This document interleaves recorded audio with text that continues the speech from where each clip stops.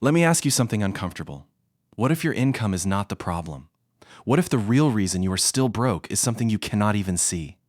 Most people spend years blaming their salary, their job, their city, their luck.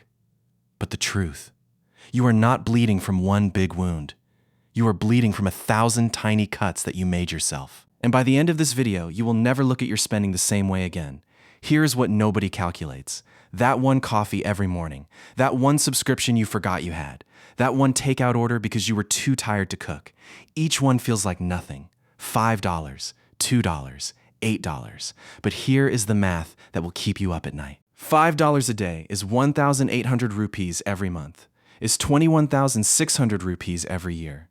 And if that money had been invested instead, compounding at 12% annually in 20 years, that becomes over 1.6 million rupees.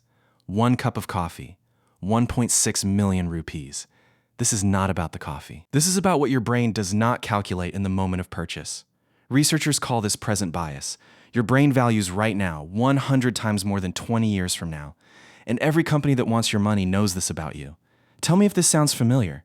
You did not really need that phone upgrade, but everyone around you had the new one. You did not really want that dinner at an expensive restaurant, but it was for the photo, for the story, for the image. This has a name.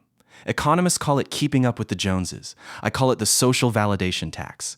The average person spends 40% of their lifestyle expenses not on things they actually want, but on things they want other people to see them wanting. You are buying things you do not need with money. You do not have to impress people you do not even like. A new phone does not just cost you 50,000 rupees today. It costs you the compounded value of that money over the next 10 years.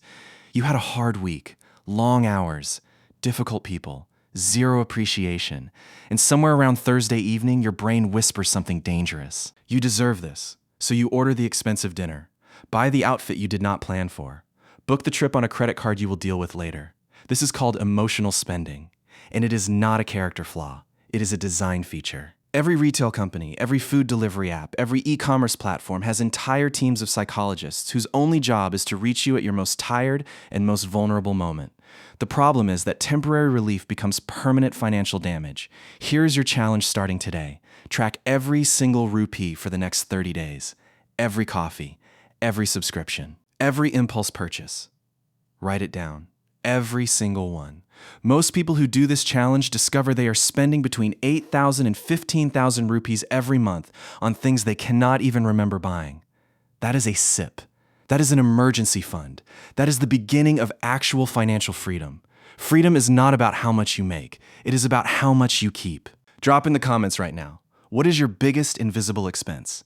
If this video hit home, give it a thumbs up. It genuinely helps this channel reach people who need it. Subscribe, because every week we put out content that actually changes how you think about money. Your financial clarity starts today, not next month, today.